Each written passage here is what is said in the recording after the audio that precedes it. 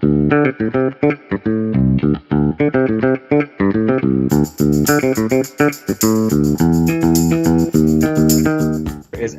is a different thread than the reminder, so hopefully everyone finds this right now. So welcome. My name is Dr. Daniel Bay. We're Close for Chiro, where we teach you how to get the yes with stress. So before the end of the call, all of you will learn the three major mistakes, the bungling mistakes that we all make with doing care plans and prepays, okay? So before we get going, I want to introduce my crew. John, what up? Did you say Dawn? John. Dawn, who's Dawn? Oh, no. But I'll take it as Sean. Dr. Sean here with Close for Chiro. Hey, guys, thanks for joining. And I'm Dr. Jen Rosenhart with Close for Chiro. Thanks for being on with us, guys and gals Awesome. and ladies. Awesome. Hey, so check it out. So just to let you know, we are Close for Chiro, and what we do is we teach you guys how to get the yes, the day one, day two, the best in the profession, so that your prospects, your patients that come in from all the laborious work that you guys do to get new patients, boom, they're in, they say yes, and game over. You get to serve them with your purpose and your passion, and they're in the game. So often, Jen, Sean, I know you agree that one of the most depressing things is having docs in the field get patients, and they do whatever they got to do to get them in their office, and then eventually they say no. I don't know about you guys, but that's got to be one of the most depressing things I've ever heard. Have you? It's the worst. You spend all this time and effort on marketing and doing all your efforts, and then, I'm gonna think about it. Well, I'm not so sure after an hour of your time or an hour and a half of your time. Ugh, Yeah. Hate it. You want to build a stressful practice, get new patients in the office, and then watch them walk out the door. That's just demoralizing. I tell you, we laugh, but the truth is more docs today are closing their doors, not because they can't get the new patients in, but because they just can't close them into their care. And it's sad. It's unfortunate. But we have an answer. We can help you guys. So listen up tonight. Hopefully you take something back with you that help you close more. Again, this is Close for Chiro. My name is yours truly, Daniel Bay, Close for Chiro, where we help you get this yes with less stress. Today, we're going to talk about the three major bungling mistakes that most docs make when it comes to prepays and care plans, okay? And so I want to just start the record off straight, and we're going to ruffle some feathers tonight. I guarantee it, okay? Guarantee it. Because when we talk about care plans and prepays, people have a weird, I don't want to do prepays. It's so uncomfortable. I don't want to do it. We just got to get over it, first of all, because you should be making decisions based on how you operate your practice, based on how you practice, not based on what you think the other people are going to say that's negative on what you're doing. It's just complete crap. So I just want to start from this top here. The reason why we do care plans is because it's congruent with how we practice. We're corrective care doctors. And in terms of correction, our procedures reflect our desired outcome. So everything I do in my office is designed so that we get a desired outcome at the end. And based on my training, yes, I was trained, believe it or not, and my understanding of physiology, anatomy, biomechanics, etc., whatever, my expert opinion is that people do not receive the best outcomes with chiropractic because they just don't freaking stick around long enough. Mm-hmm. That's my clinical opinion. That's what it is. So true. So it's my opinion, my clinical opinion, that people are vastly underadjusted. That's just where I come from. And why am I allowed to have a clinical and philosophical opinion about this? Because I'm the freaking doctor. Because I went to school. I aced all the tests. Right? Aced all the tests, except for one or two. It's okay. Except for that one class that I just barely made it through, which I don't even know the subject. That's how bad I was in the class. Probably business. Probably. Because they didn't know how to teach it in school, or the fact that they didn't teach it. So maybe that's what it was. I was bestowed a license by the great state of Illinois, and I also have countless successful cases under my belt in my 18 years of full-time friggin' practice. That's why I have earned the right to have a clinical opinion on how I want to take care of my patients and my community. Nobody, and I mean nobody, can ever take that away from me. And you guys should feel exactly the same. Because I'm the freaking doc. I have earned the right to practice the way I feel fit for my patients. You don't agree? That's who I am. That's what I do. And I know Sean and Jen, I speak on your behalf on this one too, because I understand and I know where you guys are coming from. So who the hell are you anyway? And, why did you sign up for this? Because you wanted the ability to do what you thought was right. That's why I did it. So if your clinical and philosophical stance is that you only see people until for pain relief, great, then fine. I might not agree with the way you practice, but that's how you practice. So your procedures and your strategies are based off of your what your desired outcome is. Okay, those people have also earned the right to practice the way you feel fit. Docs, Sean and Jen, you guys know that I was at a CE event recently, right? Yeah. Painful, but I did learn something. I don't go there and just to be like whatever. I go there and I still learn. And I learned a lot. I learned about the degrees of scapular rotation, okay, and about the serratus anterior. It's very interesting. I'm not joking. I really enjoyed it. But those guys, they practice a certain way, and they practice that way, and their strategies and their procedures reflect how they practice, and that's fine. Okay, so why prepays? I was just talking about care plans. Prepays, because it's congruent with how we practice. I used to have a practice with 3 front desk CAs. It was an absolute jumble fuck. Never again am I ever going to do that.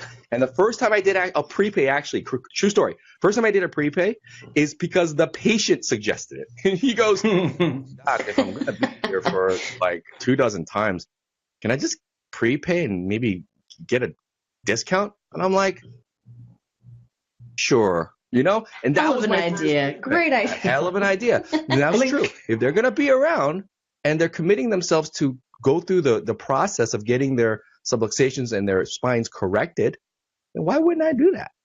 So what happened is I also trained with CJ Mertz at the time, which helped me with the systems immensely. Got to give credit to the man. Apparently prepays were not a new thing. They were just new to me. And it sped up my front desk. It reduced administrative personnel. It prepared for the inevitable non-insurance-based cash practice, which, by the way, all of you should be preparing for. And most importantly, improved patient compliance. And it literally doubled my PVA overnight. Just to be fair, there were some drawbacks to prepays. Number one, it was tougher to demand a higher fee up front without a clear and concise way for explaining what I do. Okay, that's number one. People will try anything for a small fee for a short time, but when you're doing prepays, the strategy is different. The game is different. It's not impossible. It's just different. You guys got to know how to do that. Disclaimer. What we're going to be doing tonight is giving you specific do's and don'ts regarding care plans and prepays. Listen, if you guys are in Canada, if you guys are in, what's another place that's like Florida, a different country? Florida or Indiana. Or weird places. If you're in Africa or Australia or the UK, please follow your local or national laws, okay? That supersedes what we're talking about. But even if you are in those states, there's specific things that you must be prepared for in terms of the biggest mistakes that you guys would make on prepays and care plans, and we're going to get right down to it. You guys ready to go? All right. I have a feeling I might step on a few toes here. You think? But that's so rare. That's so rare. Hear me out. I know, right? But no. Nowadays, I'm actually pre-framing it, so it prepares them. Lessons to blow. Listen, I'm going to tell you that if you're selling a year of care, you're doing it wrong. That's where the toes might be getting stepped on. But listen, I got to tell you something. I'm not against seeing the patient for a year or 2 years or even a lifetime. In fact, that's what we all want, and that should be the objective. But let's talk about how we're presenting that first year of care to them. Understand that at every other healthcare facility they go to, or other healthcare person they see, the only time that they're asked to see something outside of a short term, like a year or 2 years, is an orthodontist and braces. They expect that. But when they go to a doctor, they don't expect, they're thinking more short term. And so you've got to meet them where they're at before you can get them and sell them on a longer term program. Think of an MD when a patient goes and they get a prescription. The MD, if they're treating, let's just say high cholesterol or high blood pressure, we know the sales, we know the game. Yeah, I'm going to give you a 30-day supply of high blood pressure medication, but I'm going to keep you on these for the rest of your life. So think about if you went to the MD and he says, I'm going to treat your low blood pressure, I'm going to treat your high cholesterol, I'm going to have you take these pills for the rest of your life. How would the patient perceive that? How would they accept that? Probably not very well. So what they do is they sell them on the short term, right? Knowing that they're going to keep them on for the long term. So I want you to look at the way you set up your care plans.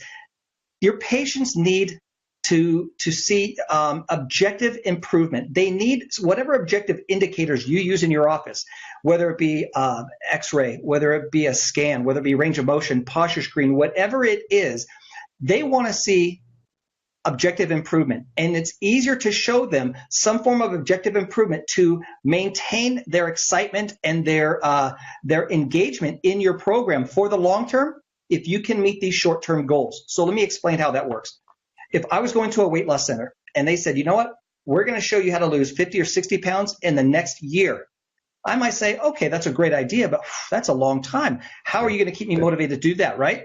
However, if they said, let's start in the next 30 days, I'm going to show you how we can lose 5 pounds. Great, I'm sold. Because if you can prove to me in 30 days I can lose 5 pounds, you have got my trust. I'll listen to you. I'll buy from you again. And then think about this. In today's society, people are freaking busy. We've got school, we've got sports, we've got activities, we've got work, we've got everything that you can think of. Now, you come with a patient on day 2 and you say, I'm going to see you 3 times a week and twice a week and once a week for the next year.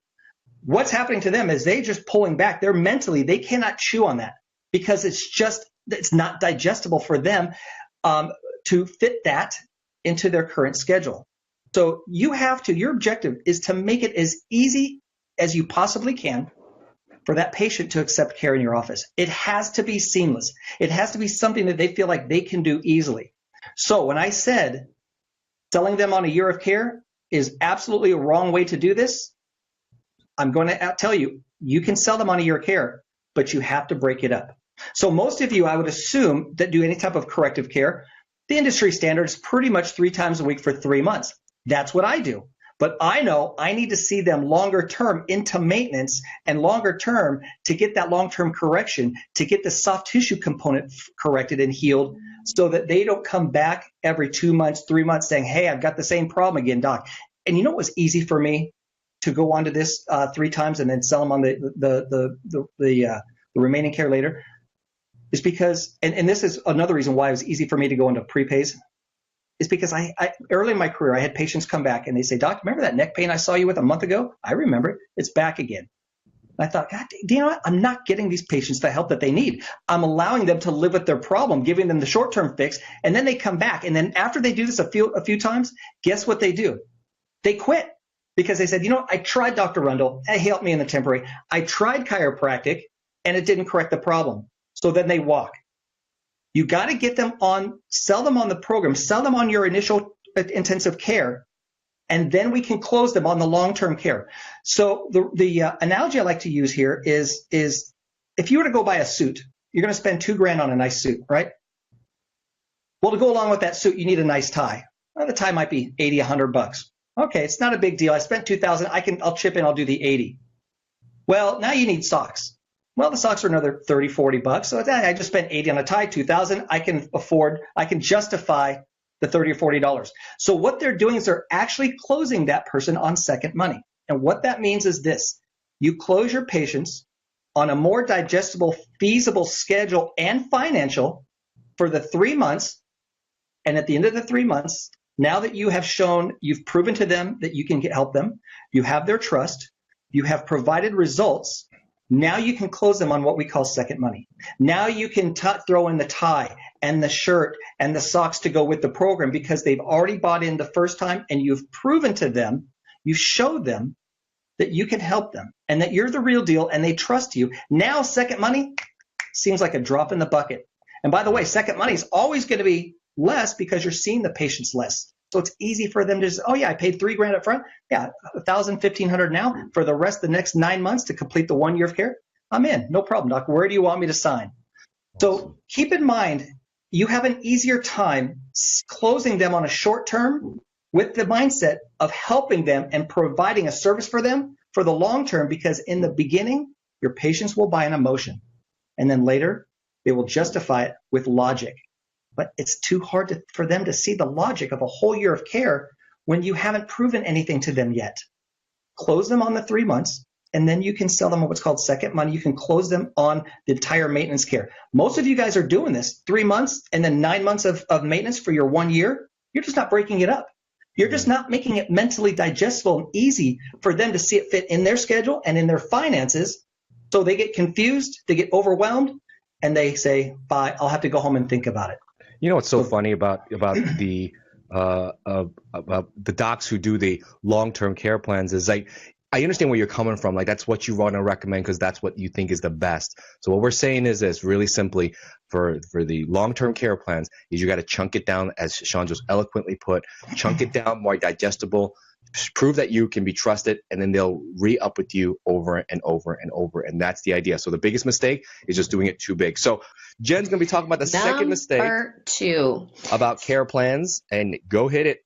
I think it dovetails in with what Sean was saying about making things too long for people. But the second thing is that you have to divide it up and then structure it. Then tell them what it is they're going to expect. So it's not, you're going to come in every day for the next 3 months. Like we used to present like this. We used to do this before we learned a better way. But we have to stack up all of the things that they are going to receive while they're under that care so that they know first month. The most important thing I think with care plans is it has to have a beginning, a middle, an end. There has to be some structure so that patients aren't just left out there floating out there. And I know some coaches used to teach like, oh, you just get them on a repeating, monthly, and it just never ends. That's not the way to do it. That's one of the pet peeves that people have with our profession is that, oh, I'm just going to keep going and I'm just going to just go forever and there's no beginning, middle, and end. Whether they're in corrective care, whether they're in maintenance care, we have to have a structure and a roadmap.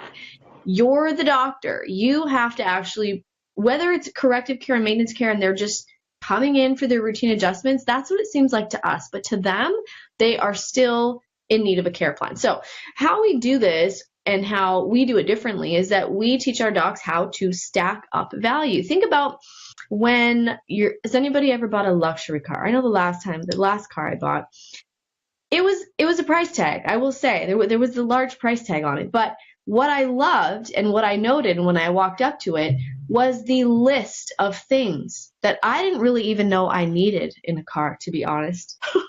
Heated steering wheel and crap like that in California. But what it was doing was adding up all of the things that I was getting, all of the things I was receiving for this bottom line ticket, high ticket item. So we have to do the same thing for our patients. We have to say, okay, we're starting here. Here's the roadmap.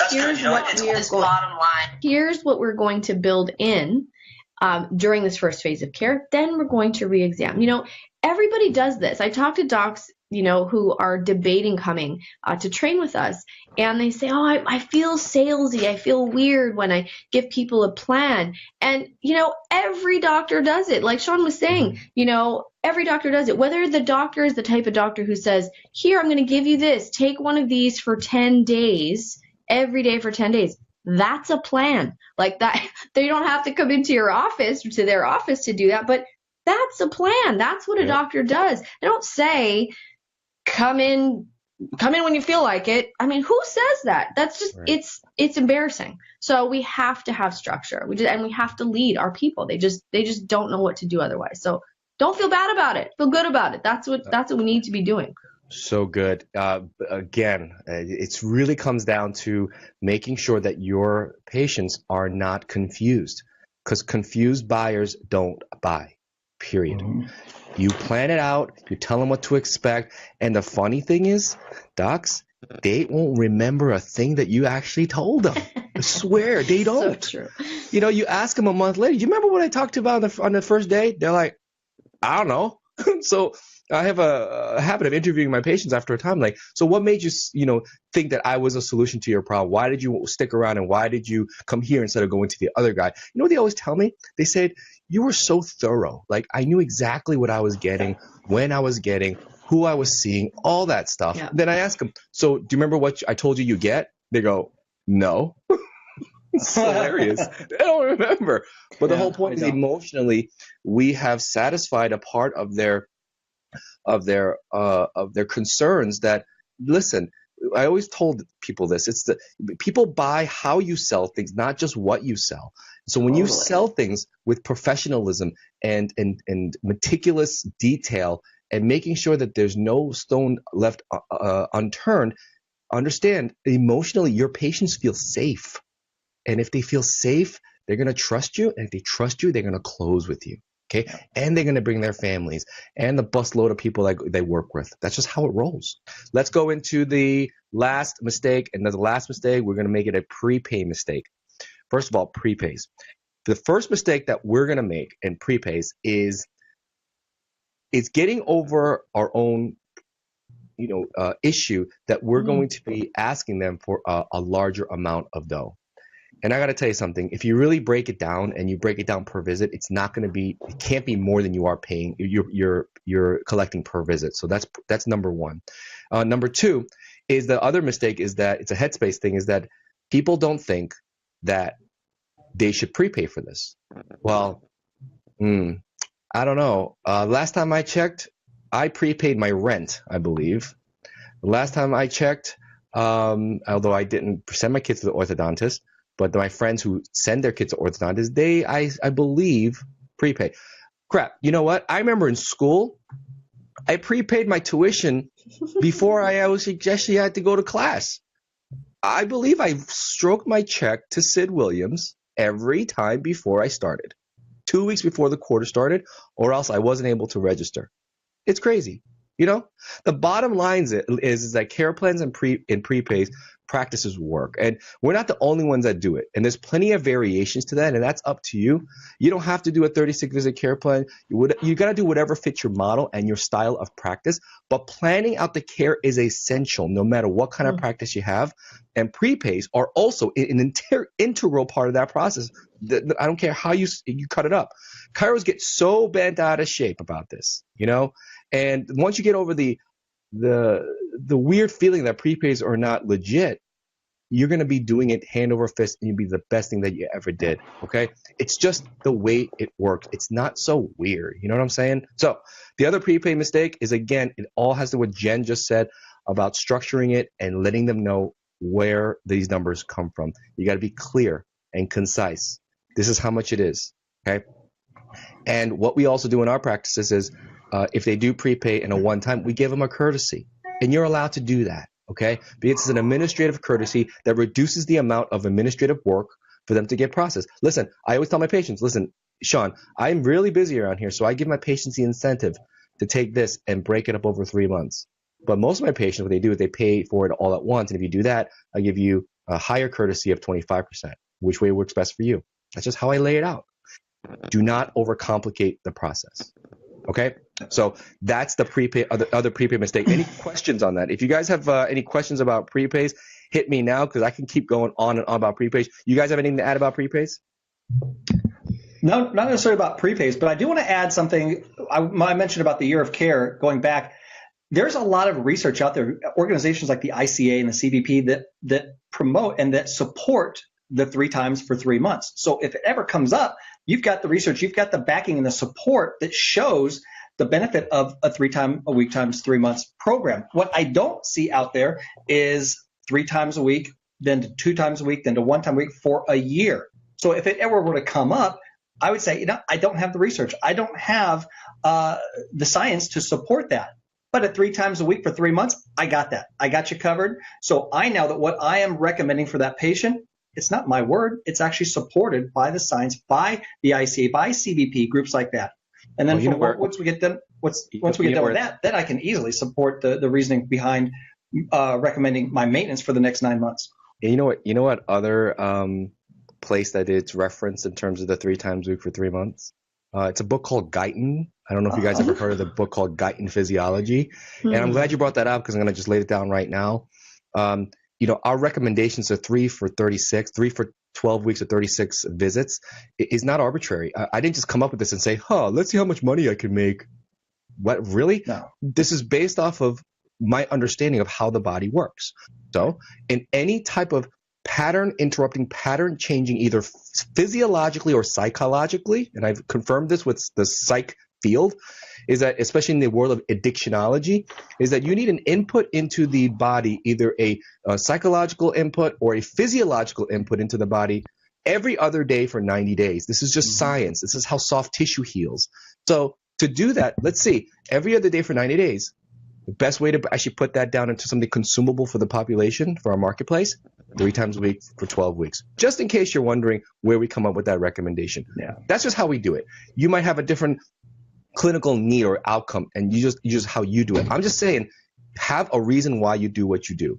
But listen, if you all really want to master on how to do care plans and prepays, what you have to do is you have to front load your value. And what I mean by that is they need to see the value up front in order for them to accept the care up front and pay up front.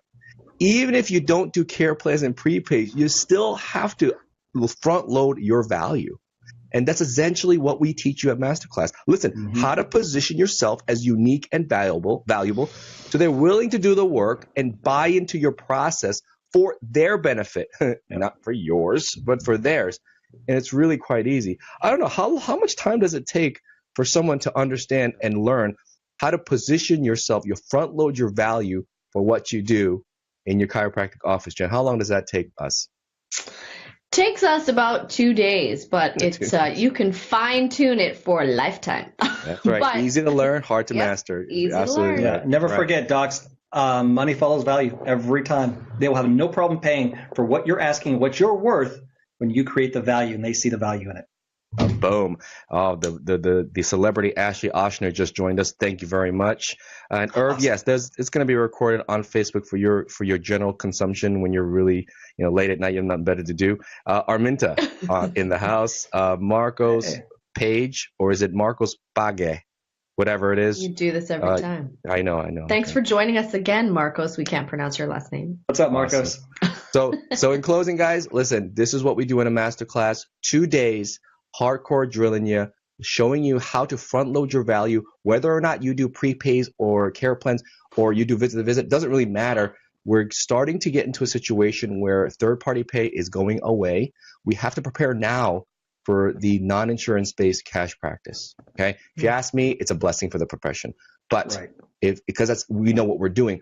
But if you're in a situation where you're starting to get a little nervous that, hey, listen, if I have to ask people for money now, what do I do? This is where you want to be. Okay, so for everyone on the line, what we're going to do is we're going to offer you guys a $300 off promo code for all the people that are online. If you guys want that, I'm not going to post it here. I want you guys to reach out to me. Okay. The other thing too, I was wondering, we always scratch our heads, Sean and Jen, about like, God, what could we talk about? Why don't we just ask people like what they want to hear? So if you guys have an idea for a topic that you want us to cover during these Facebook Lives, why don't you hit it and comment it so we have it, and then we'll go through it and see if that's something that we want to do. Does that sound good, you guys? Perfect, man. Great idea. Yeah. Good. Hit it up. And if you guys want 300 off promo code, you got to message us, okay? Or, stick a comment in there, let me know, and then we'll reach out to you guys. So that's all I got. You guys have anything? No, brilliant, man. Great stuff. Jen? Good stuff. I would say the sooner you make the switch, the better. It's just, it's a mental block for a lot of docs, but you just got to get over it and learn how to sell the best healthcare product for our patients. So it's a mental block, but do the hurdle, get over it, stop your dependence on insurance if you're there, and this is the best way to do it. Now, I will add to that. If docs, if you go back and look at your practice and look how much of your practice is dependent on insurance, and I would say if it's anywhere near half or anywhere above that, you need to learn how to create value, because you need to assume that shortly there is going to be no more insurance, that insurance rug is going to be pulled out from underneath us, and now you're going to have to become dependent on learning how to create value so that your patients will walk in and swipe that card and write that check without a blink of the eye, because you learned how to create so much value. I'm telling you, when they pull this insurance rug, it's unfortunate, but I have a feeling we're going to see a lot of docs drop. It's because they never learned how to create value and sell this beautiful product called chiropractic. But guess what? That doesn't have to happen. We got the tools to teach you how to become closers of this most beautiful product and the most beautiful profession, so that you can keep turning those bones and helping your community and living the life that you want to live and you deserve to live. So make sure you look at that. Don't look at just what today's bringing you in your office. Look at where the profession is moving and the payer's moving, because you need to learn how to, if tomorrow the insurance was taken away, could you survive? Could you continue making the living? Could you even increase and double your revenue by just learning how to close more people? And we got the tools. We can teach you how to do that. Awesome. Beautiful. And honey, we'll see you at the end of the month in Chi-Town. Thanks for joining us. Kevin, Maury, hey, looking forward to Vermont Masterclass, July 28th, 29th. And we're giving you the promo code for the people that are on the line. Just hit us up and we'll send that to you guys. I just want to end with something that's funny that happened to me just before I came on here. I should have told you guys in the beginning, but I realized it's the end of the day, and if I don't tell this funny story now, then it'll lose all power and I'll forget it tomorrow. So I'm in Dunkin' Donuts, right? And I get like a little coffee, a little snack, because I haven't dinner yet. So the guy behind the counter, I pay him and he gives me, and then he hands me, my change, and then he bows to me like this. White guy? Yeah. Just American? Not a fellow? Yeah. Interesting. Anglo-Saxon, whatever. And hey, Jen, so reminds you of that. So guess what I did? Guess what I did? I was kind of like, I was kind of shocked. I don't know what to do. So I just said, I just bowed right back to him and I walked out bowing. Like I backed up from the counter like this outside the door. That is called rapport building at its finest. Oh God, so funny. Anyway, I want to share with you guys. That was really funny. All right, guys. Hey, love and appreciate you guys. Remember, we're here every other Tuesday to help you close the best healthcare product in the world. Help you guys get the yes with less stress. My name is Dr. Daniel Bay with Close for Chiro and my crew. Let's hit it. All right, Sean, Close for Chiro and Dr. Jen, Close for Chiro. All right, love you guys. See you guys.